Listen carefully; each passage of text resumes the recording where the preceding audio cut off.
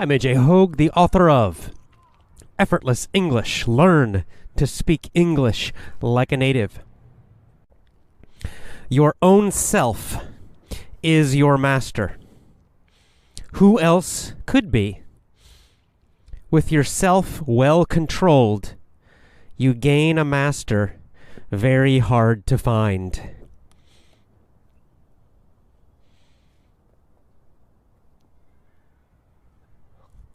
When I read that today, immediately I thought of our book club this weekend in Chapter 1 about being proactive.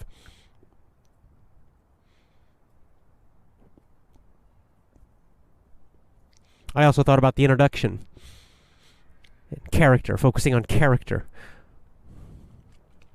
And a good way to think of that, character and personality. A few people have mentioned, well, yes, but the personality skills are also important. Yeah, they can be. They can be useful for sure. I think a good way to think of it would be use what's called the Pareto principle. You've probably heard of it, 80-20. 80-20. Focus 80% of your energy on character.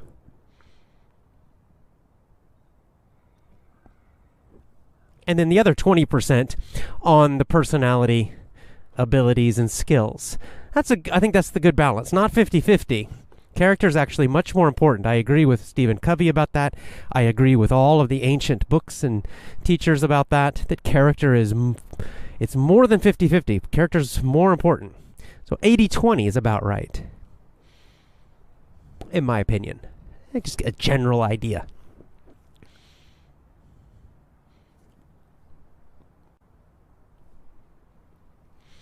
Let's go back to this quote. Your own self is your master. You are your own master. I like that. That's right from the Dhammapada. Who else could be? That's what's called a rhetorical question. A rhetorical question, it's a question you ask, but the answer is obvious. Okay? You don't actually need to answer the question because the idea is that everybody already knows the answer. It's obvious. So this rhetorical question in the Dhammapada, in this case the Buddha is asking, who else could be your master? Basically, no one else can be your master. No one else can be your master because you and only you are the master of your own mind. Now some might say, well, God is your master. Yes and no, but I think in all the major religions, they have the idea of free will, that God gave each person free will, each of us, right? As a gift. But what that means is that you decide. God will not do it for you. If you choose to do evil, God will not stop you. Of course, you will suffer the consequences. You will suffer the results of doing bad, eventually. But you won't be stopped. You have the freedom, the free will, to choose that. And you have the freedom to choose badly. That's what free will is. That's what freedom is. It's like when people, even politically, people talk about free speech. But then, we see this in Europe and America now, especially the socialist left type people. Oh, I support free speech, but I'm against hate speech. I'm against offensive speech. Well then, you're not for free speech. Free speech means you have the freedom to choose to speak badly. That's what it means. If you're only allowed to say what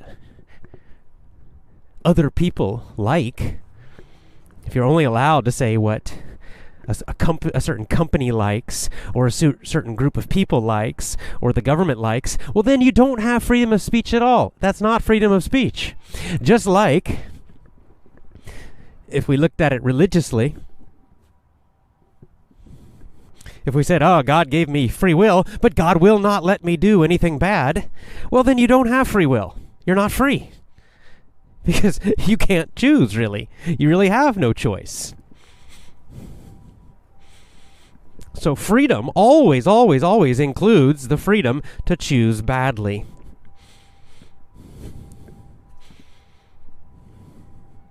Now, of course, choosing badly has consequences, eventually. So you're never free from the consequences, right? Things will happen after you make that choice, but...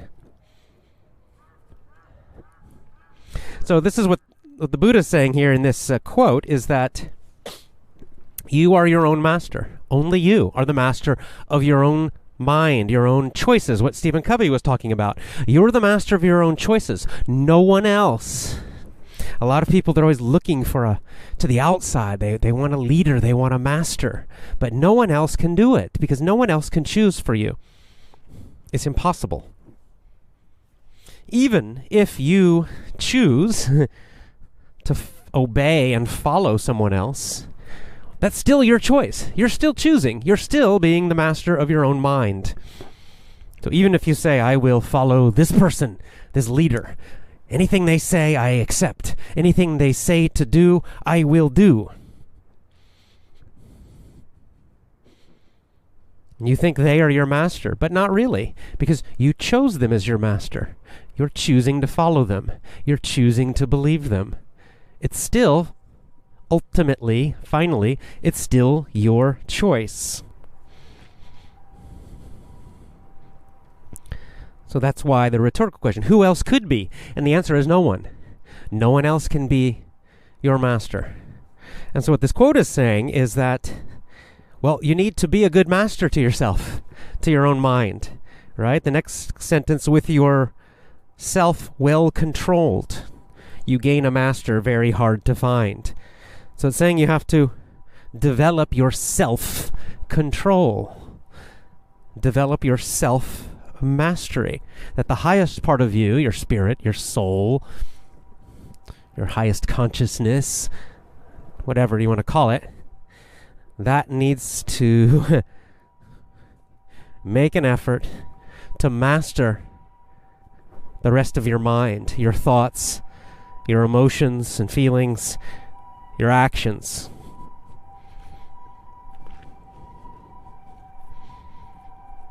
That's what self-mastery means.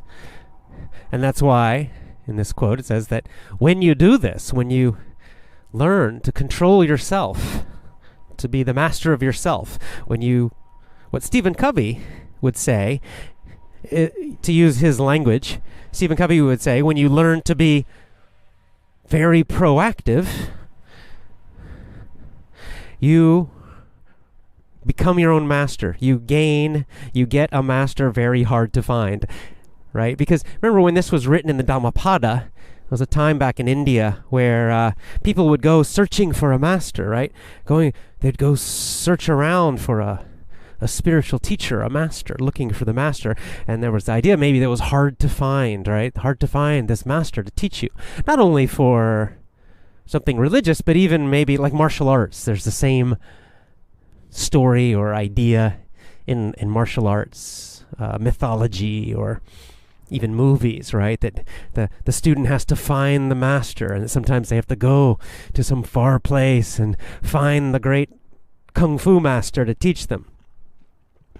And so the Dhammapada quote here is kind of changing that idea, saying you don't need to go far away.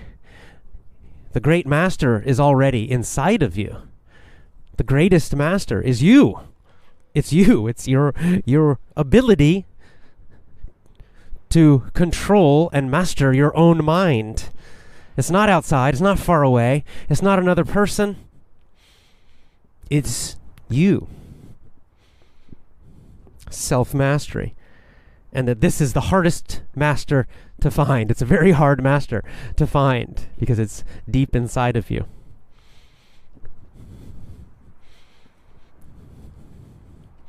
So it's kind of a similar idea to what Stephen Covey's saying, is don't go looking outside and then blaming others if you fail. That you have got to be proactive. You are your own master. and you have to be a good one. You have to learn to be a good one. It takes effort. It takes time. It takes good habits, which you need time to develop. It takes strong and good character. That's how you become a great master to yourself. That's how you get self-mastery.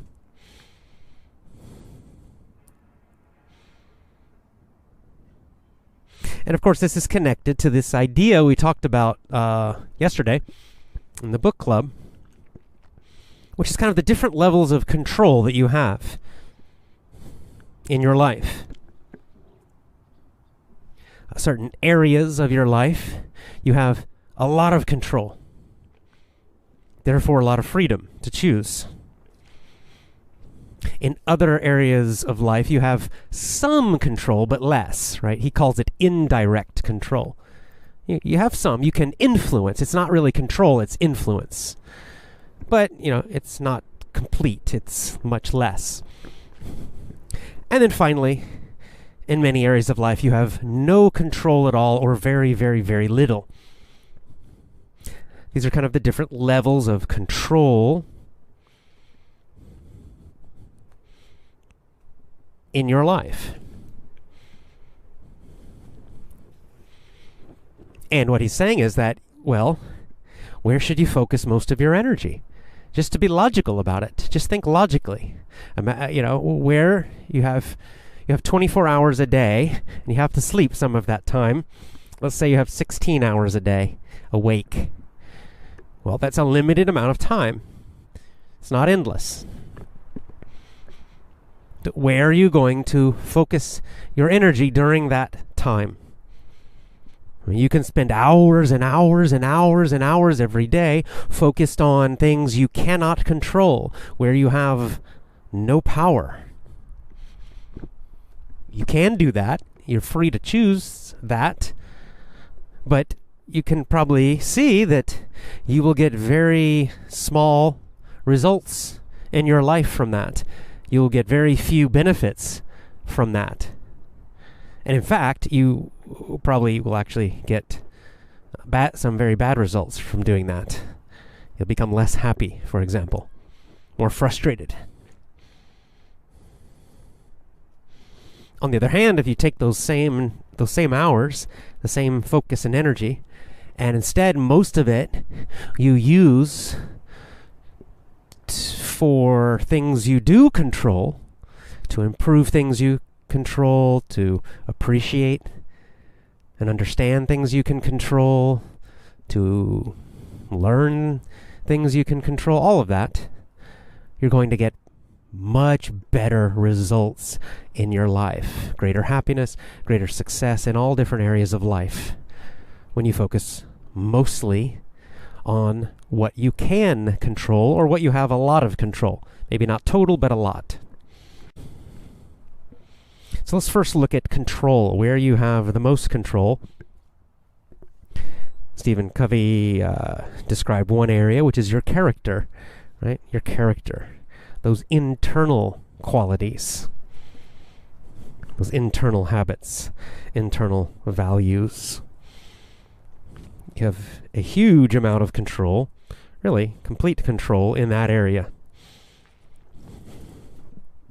Included in this is right effort. I just did a podcast about this. Right effort. You have control over your efforts in life.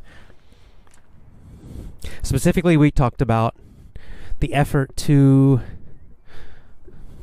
choose your mental, right? Your mental states. States means like attitude, mindset, your mental habits. And I described some techniques and ways to do this where, step one is to prevent negative or bad or unhealthy mental states, mental attitudes.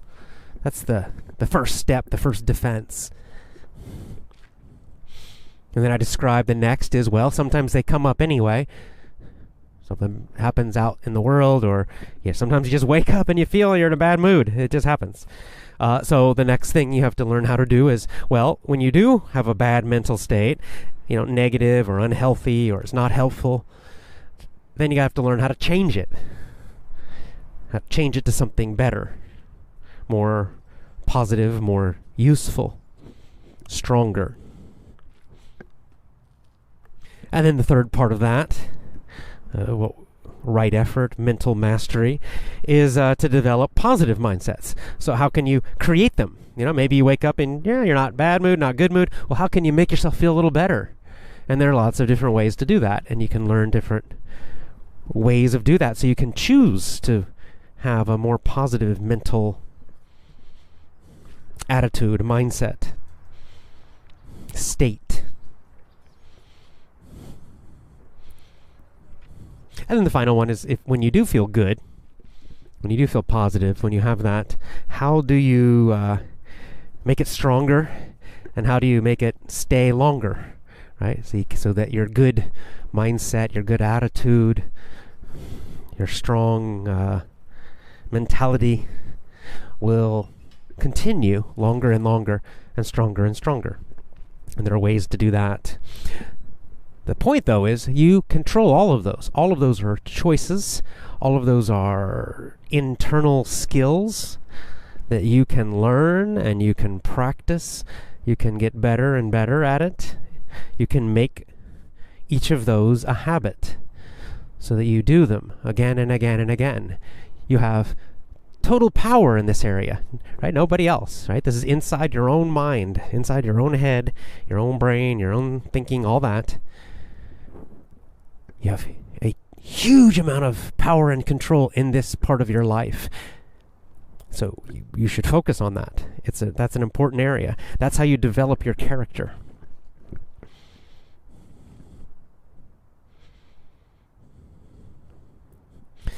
And most people ignore that. Most people are too focused on the outside. Most people blame the outside for their mental states, right? Their moods, their mindsets.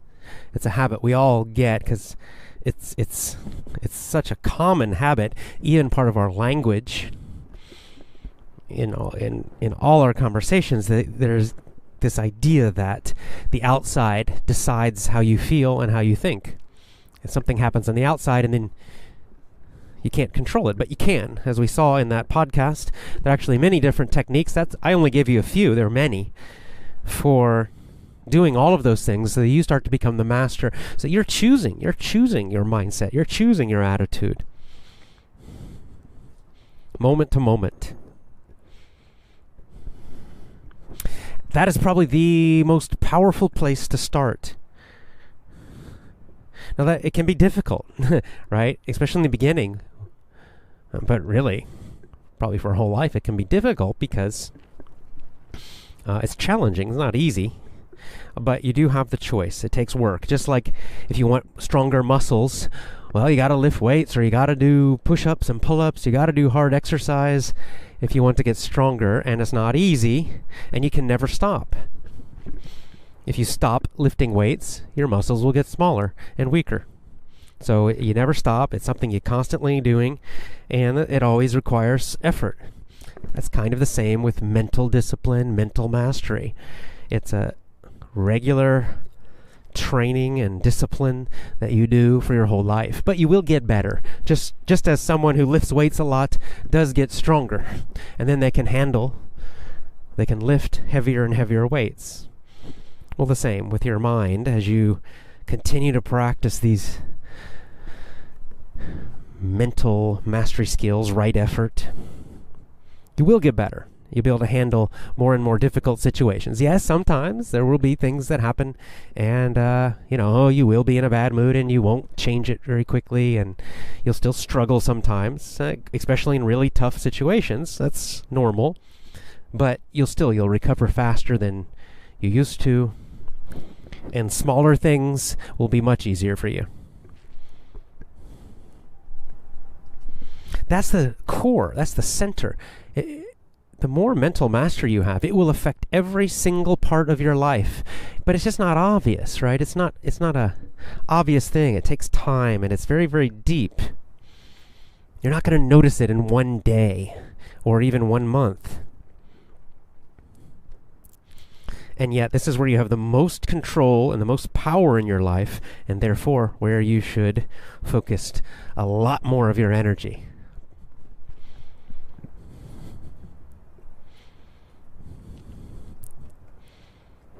Another area you control, where you have lots and lots and lots of control, is something we could call it right action. It's your actions, what you do, including what you say. So you can't control what other people say. You cannot control what other people do. You can't control the weather. You can't control the stuff on the outside, but you can control what you say and what you do. You have a huge choice in this. So you can, again, develop discipline so that your actions are good and moral and right and strong and wise. You know, you start with the very basics. You don't murder, kill people. You don't lie. You don't steal. You don't cheat. You don't betray people, that kind of thing. That's pretty obvious. And part of right action, too, is sometimes part of right action is being kind and sometimes and gentle, and sometimes part of right action is fighting to protect yourself, fighting to protect your family and people you care about.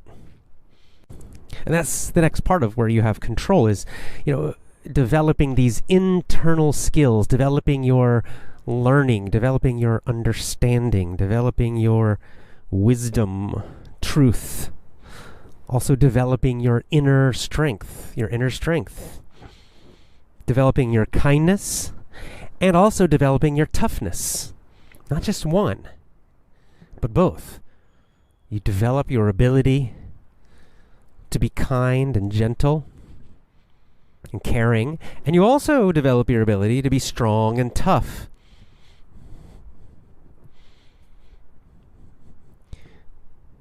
And perhaps the most important ability to develop in yourself is judgment. What does that mean? It means your decision making, being wise and intelligent and good at making good decisions, because often the hardest decisions in life are about timing, when to do something. As I said, right? Sometimes it's best to be kind and very gentle and soft. And other times it's best to be hard and tough. Sometimes you have to be violent. And sometimes you have to be very gentle and nonviolent. And often the most difficult thing to figure out in life is when. When is it best to be violent? When is it best to be tough? When is it best to be kind? When is it best to be gentle and soft? When and with who or whom? That's often the root of wisdom. I think it's in the Bible that says there's a time for every purpose under heaven, right? There's a famous song, the Byrds did a song, but the words come from the Bible, and it's, there's a time for love, a time for hate, a time for war, a time for peace, right? It's a very wise section, a very wise saying there, because it's true.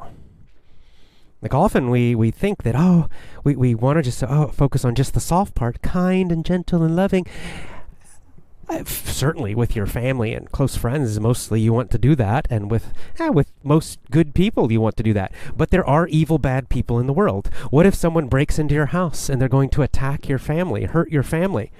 That's not the time for gentleness. That's the time for violence, for incredibly powerful, tough violence.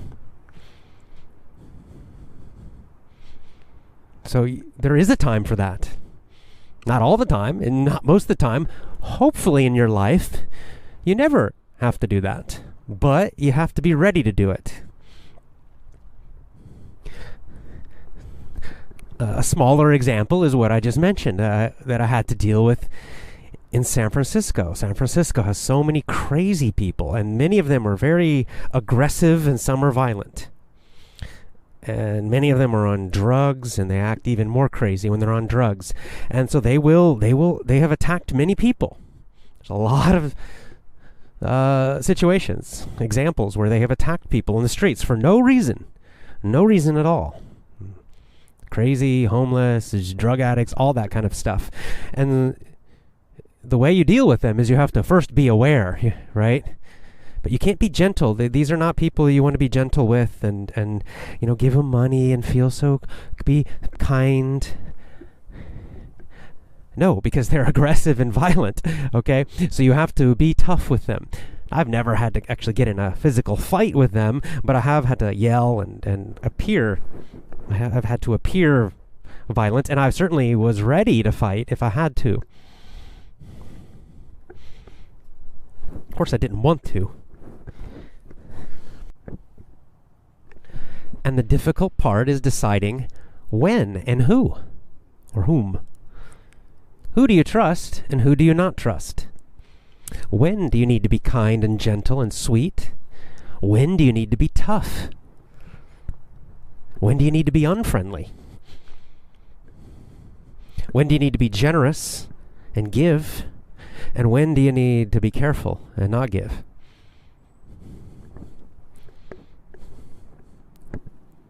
And it's hard to answer that question. How do you answer that question? Well, with experience, with life experience, with learning. It really has to come from life experience and learning. It takes time. Finally, in the area of control, your own body is an area where you have a lot of control. Developing your body, your strength, your endurance, what you eat. You choose what you eat each day. You choose what kind of activities you do each day. And this is a great source of power, in fact. In fact, this is often where I start. If I'm feeling, let's say I'm feeling down, emotionally down, for several days in a row, maybe even a couple weeks in a row, just feeling lower energy, kind of negative, not that great. Often I will start with my body because I know that that's a quick way to feel better. So I'll increase my exercise. I'll go for long walks. I'll do some extra push-ups and pull-ups and strength exercising, and I find that very quickly that energizes me, and in a few days I'm definitely feeling better. So I'm using my body to master my mind, to regain control of my mind. If you feel like you're weak, mentally weak, you're like just a weak person, you feel like you're kind of soft and weak. Of course, you can meditate, you can do all those things I mentioned about right effort. But another very easy thing to do, simple at least, I don't know easy, but simple, is to get stronger physically. Make your muscles stronger. When your body's strong, your mind gets stronger. You just feel stronger mentally and emotionally. You don't have to be Arnold Schwarzenegger, it's I'm not, but I guess when I was about 45 years old, about 5 years ago, I started doing regular strength training. Before that, I never did it. I was always a runner, always focused on endurance. And about 5 years ago, and I would try to lift weights too. Different times in my life when I was younger, I would try to lift weights, and but never consistent. I always would stop after about 2 or 3 months, and I always felt kind of frustrated. Well, about 5 years ago, I decided, I'm going to focus on body weight exercises, push-ups and pull-ups and things like that. And I just started doing that. I don't do it in huge amounts, but I just did it. But the main thing is I'm consistent. I never stopped. I've been doing it for 5 years. Now, some of those months, I'm doing less, not a little less intense, not quite so much. And at other times I've been, doing a lot. I'll do a lot. Often for me, it's the summertime. In spring and summer, I tend to be energized and I'll do a lot more exercise. And fall and winter, I tend to get a little lazier. But I don't quit. That's the key thing. This time I don't quit. And because of that, I'm just consistently stronger with my muscles, stronger than when I was 20 or 25 or 30. I'm stronger now at age 50 than I was when I was 20 or 25. And that has affected my mental strength. I feel stronger mentally too. It's interesting. When your body's stronger, it can help you feel mentally stronger too. So your physical body you have a lot of control over. It's another area you can focus on and really where you have a lot of power and choice. And then finally, emotional control, emotional discipline. This is connected to mental discipline, but it also involves your physical feelings, the sensations, the vibrations in your body, those thoughts, those emotions, anger and sadness and happiness and all those things. And again, we actually have a lot of power in this area. You can't always control how you feel. Like emotions can come and go. We all know this, right? You don't want to feel angry, but you do. You don't want to feel sad and depressed, but you do. Right? But where you have a choice then is what do you do? Do you let that control you or not? That's the key point. Where you have power is to develop discipline so you are not controlled by your emotions. So just because you feel lazy, it doesn't mean you do nothing. You feel lazy, but you still exercise anyway. You feel lazy, but you still do work. You feel sad, but you still get up and you smile and you try to be kind to people. You take good actions. You feel angry, but you don't yell at your husband or wife. You stay quiet even though you're feeling angry because you know it's not the right thing to do. So your actions are not a slave to your emotions.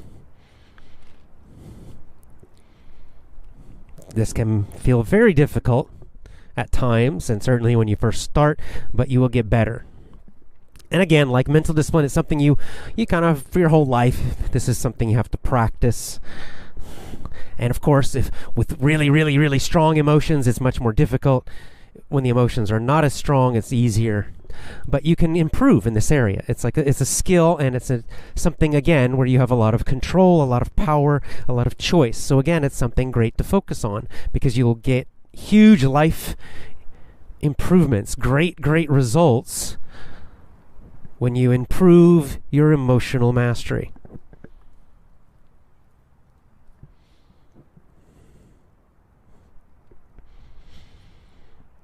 So these are the kind of the main areas where you have control, power, choice. These areas are where you should focus. 80%, let's say, of your energy and time and thinking and effort. And when I say should, I mean you should because this will give you the best results in life, long term. Maybe not tomorrow, maybe not next month, but, over the next year, 2 years, 5 years, 10 years, your whole life. Focusing on these areas to improve, to get better, to get more discipline, more control, to be better in all of these areas will give you the greatest benefits in life. Benefits of happiness, benefits of greater success with your job, your career, money, social benefits. All of these things. It's like investing. This is kind of an investment mindset. It's like where do you put your money to get the most money back? It's kind of the same idea. Where do you put your energy in life to get the most benefit back? So that's what I mean. It's very practical. I'm not saying you should do this because I'm lecturing you like you must. It's your choice. But what Stephen Covey is saying, what the Dhammapada was saying, and what I'm saying is that it's these areas of life where you get the best investment for your time, your energy, your effort. The other areas of life where you have less control, you can still do them. You still might get some benefit, but it's less. It's just not the investment in time, the investment in effort is not as good. You get less back. So let's go to the next level where you have some control. Some control. Indirect control or some control. And this is where these are the kind of skills and areas of life where the outside world is now involved. So your power is more limited. So for example, various social skills such as persuasion, listening, even like dating skills for men and women, all these kind of things. Business skills like sales and marketing. Even very practical skills like, computer skills or the ability to, to repair cars or that kind of stuff. You can get a very good in return from those, but more limited. And they are important. You should not ignore them. We all need these skills, right? Like, for example, a really clear example, you need to be able to read. Reading is an important skill in our modern world. If you can't read, you're very limited in what you can do. So, of course, you want to read. You want to learn to read. So it's not that these are bad skills. In fact, Stephen Covey's book has, 3 of the habits focus on these kind of skills. It's habits number 4, 5, and 6 focus on these skills.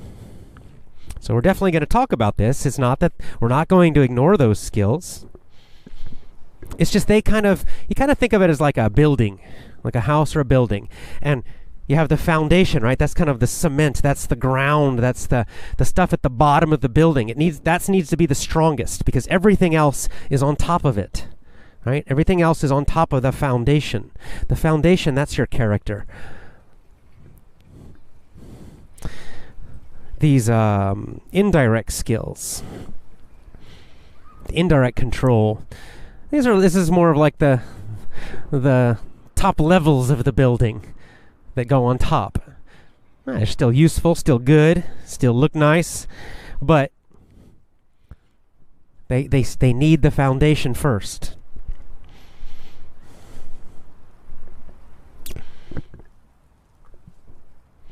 And then finally, we have where you have little to no control in life. And sadly, so many people focus on this. So many people put a huge amount of time and effort and energy and focus where they have no power, no control. I'll give you examples. Number 1, celebrities and celebrity culture. Following what celebrities do in their private life, who they're married to, who their girlfriend is, their boyfriend. Oh, this person cheated on that person, and oh my God, this person doesn't like this one, and oh, now they have a new girlfriend, and oh, they're so clever. Oh no, now there's a scandal, right? All the gossip about famous people. It's all useless. It's just taking your time and attention away. You have zero control about that. It benefits your life in no way at all. In fact, I would say it's sucking away. It's sucking away time. It's sucking away energy. It's sucking away attention that could be used in a much better ways. And some people, probably not you, but I do know some people, get really emotional about this gossip.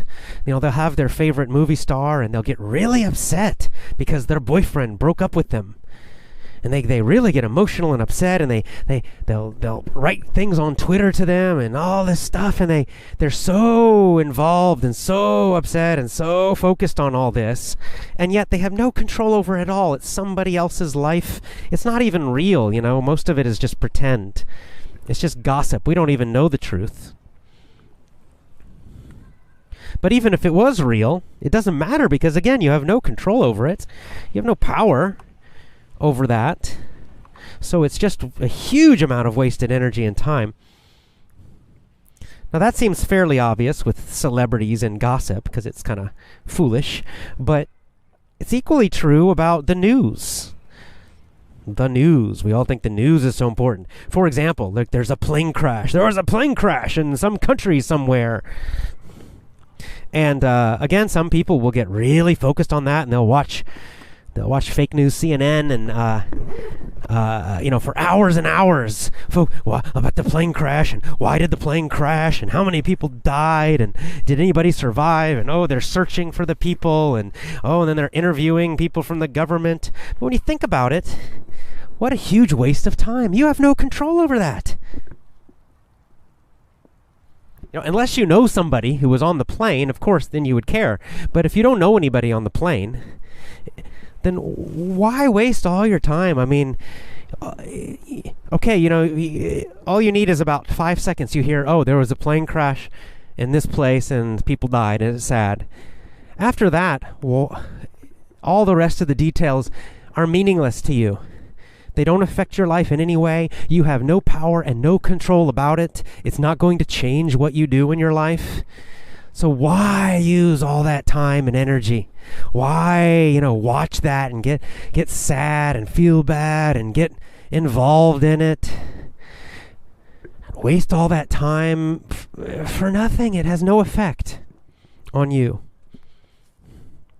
You have zero control, zero influence about that. Turn it off. And really the same is true of most political news. I mean, yes, especially in, if you live in a republic or something where you can vote, okay, you want maybe to have, basic information about what's happening. Of course, but in the news, most of it's lies anyway, so you're going to have to dig and find that information. But other than that, you don't need to know all of the gossip and details every single day. I mean, if you know that certain politicians are corrupt, you don't need to think about it every single day and watch the news about it every day and get upset about it every day. Okay, you already know, so what's the point? It's not changing anything. It's not going to change them. It's not changing you. It's just wasting a lot of your emotional energy and time. And sadly, in this modern world of ours, this media world of ours, so many people are lost in this passive, reactive life where most of their energy and time is focused where they have no control. Where they're focusing 80% of their time and effort and energy in areas where they cannot make any changes, where they have no power. Maybe you know people who are constantly upset about politics. They're constantly upset about gossip of other people. They're constantly upset about, even in their own life, what other people are doing. They're constantly talking about it and thinking about it and complaining about it and criticizing about it and upset about it, talking about it. And nothing changes. Right? Nothing happens. In fact, what happens is they get less happy and less happy and less happy. Why? Because they feel powerless. Imagine. They're so upset about all this stuff, but it never changes because they have no power to change it. It's outside their circle of influence. They can't change it. And so it's just a formula to be constantly upset. Right?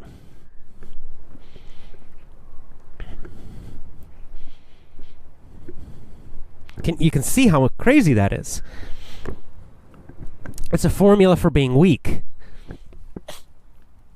And indeed, I think this is the plan. I think this is the goal of most of the media. Just as we saw and we were reading Animal Farm. The pigs want the animals feeling weak. The pigs want us to focus on gossip The pigs want us to focus on things we can't control, things we can't change. They don't want us to become more powerful in our own lives.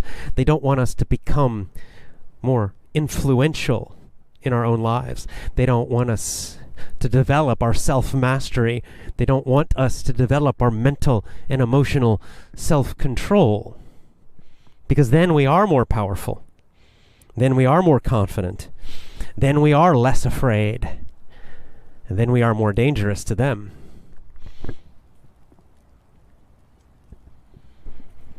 But people who just complain and gossip and get upset, they're not dangerous in any way.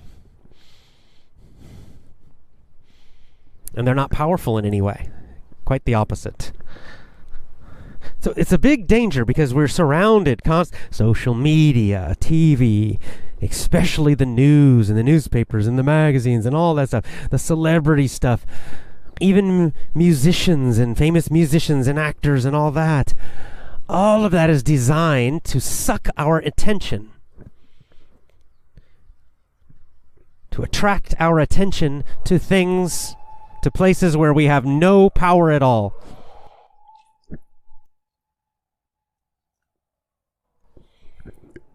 Right? It's easy. This is what distractions are. You know, the English word for this is distraction.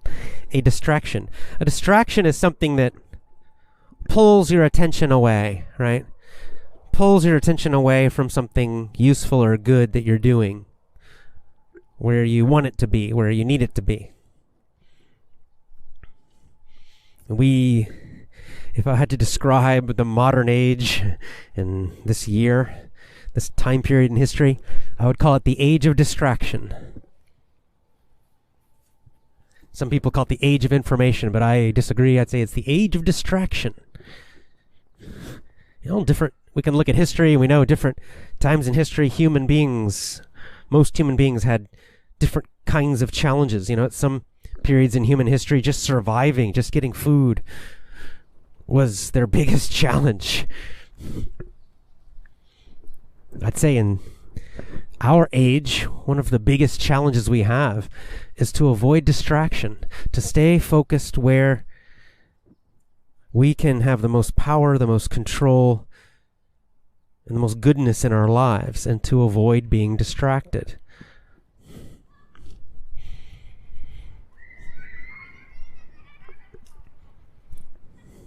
So focus on those things, especially that I mentioned at the beginning. Mental discipline, emotional discipline, character, your actions, your speech.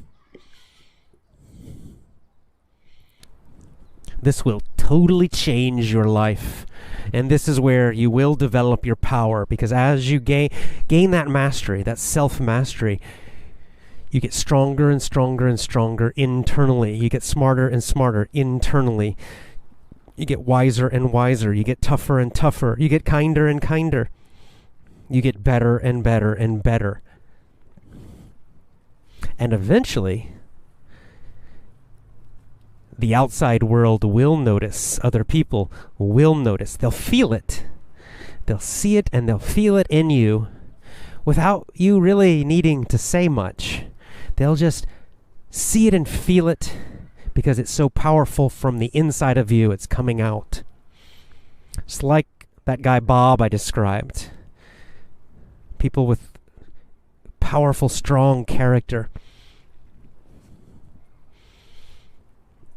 They're influential, they're persuasive, they're great leaders, they're loved, they are respected. Even when they're not good speakers, even when they don't have great personalities, it doesn't seem to matter. Now, if they do have great personalities, then they can multiply their character even more. But there's something special about that. You can't fake it, right? Personality can be faked. Personality can be a performance. I mentioned, Robin Williams, but I'd say really any actor or comedian. It's a performance. I watch some comedy shows and comedy talk shows a lot. And a lot of comedians, when in interviews, they'll talk about this, how, in fact, that a lot of comedians, it's very common that many comedians are actually quiet people in their normal life. That many comedians are kind of depressed in their normal life. And that others, many of them, are introverts. And so they enjoy the performance of acting crazy and funny, but it's not really their true character. They do it when they're on stage and they're performing, or when they're in movies, and then they go home and they're quiet. And even I am. That's a little bit true of me, where with Effortless English, in the podcast, I talk a lot, right? Because that's what my job is to do, teaching you, coaching you, and I love doing it. It's my one way I try to contribute and, add something positive to the world. But I know some people think that, I must be this way all the time. This is my character. I'm just Mr. Talkative. I just talk all the time. But it's not true, okay? My character is the opposite. I'm very much naturally an introvert. And I'm pretty quiet. When I'm not recording and doing shows, I don't talk a lot. I'm quiet. I like to read. I like to go for walks. If I'm in a group of people, I'm usually the one who's listening rather than talking and entertaining people. So those performance skills, they're fine, they're great, but it's that character deep inside that people really will feel, especially the people close to you in your life. And it's that inner character, that inner goodness that will give you the greatest happiness long-term in life. Focus your energies there most of all.